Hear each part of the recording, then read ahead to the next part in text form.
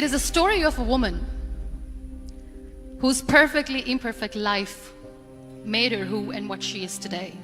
It is a story of a woman who with time realized the real happiness doesn't lie in success, money, fame. It lies within. Real happiness lies in gratitude. I was 18 years old when I got married. I belonged to a very conservative family, a Baloch family, where good daughters never say no to their parents. My father wanted me to get married, and all I said was, if that makes you happy, I'll say yes. And of course, it was never a happy marriage. Just about after 2 years of getting married, about 9 years ago, I met a car accident. Somehow my husband fell asleep and the car fell in the ditch.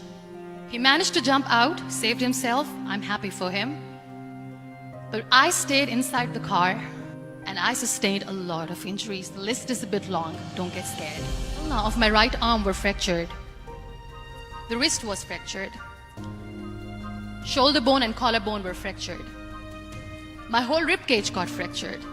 And because of the rib cage injury, lungs and liver were badly injured. But that injury that changed me and my life completely. Many people came to rescue. They gave me CPR. They dragged me out of the car. And while they were dragging me out, I got the complete transection of my spinal cord. I finally ended up in a hospital where I stayed for 2.5 months. One day, doctor came to me and he said, well, I heard that you wanted to be an artist, but you ended up being a housewife. I have a bad news for you. You won't be able to paint again. Next day, doctor came to me and said, your spine injury is so bad, you won't be able to walk again. I took a deep breath and I said, it's all right. The next day, doctor came to me and said, because of your spine injury and the fixation that you have in your back, you won't be able to give birth to a child again. That day, I was devastated. And that is where I started to question my existence. Why am I even alive? What's the point of living?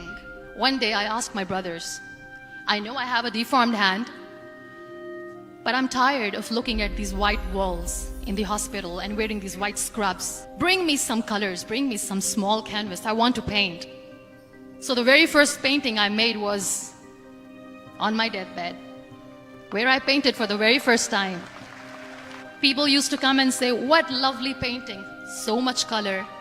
Nobody could see the grief in it. Only I could. I cannot wait for a miracle to come and make me walk.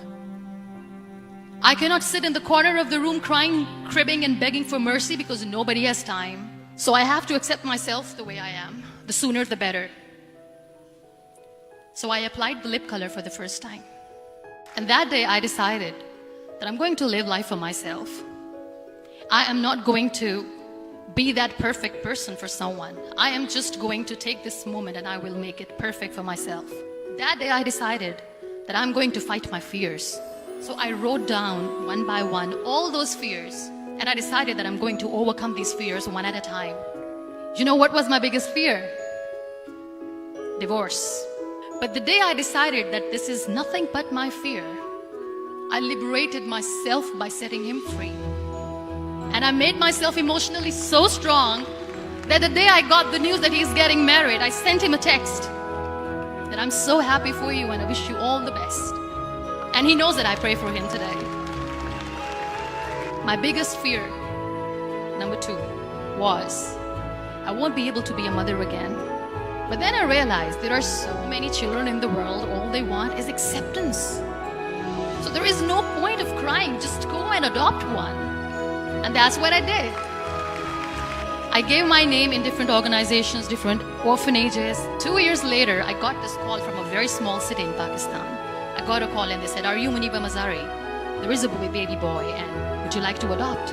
And when I say yes, I could literally feel the labor pain. I said, yes, I am going to adopt him. I am coming to take him home. And that day, I was 2 years old, 2 days old, and today he's 6. You know, when you end up being on the wheelchair, what's the most painful thing? People think that they will not be accepted by the people because we, in the world of perfect people, are imperfect. I started to appear more in public.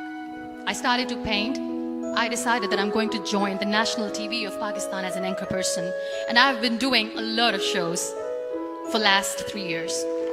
I became the National Goodwill Ambassador for UN Women Pakistan, and now I speak for the rights of women, children. I was featured in BBC 100 Women for 2015. I am one of the Forbes 30 under 30 for 2016.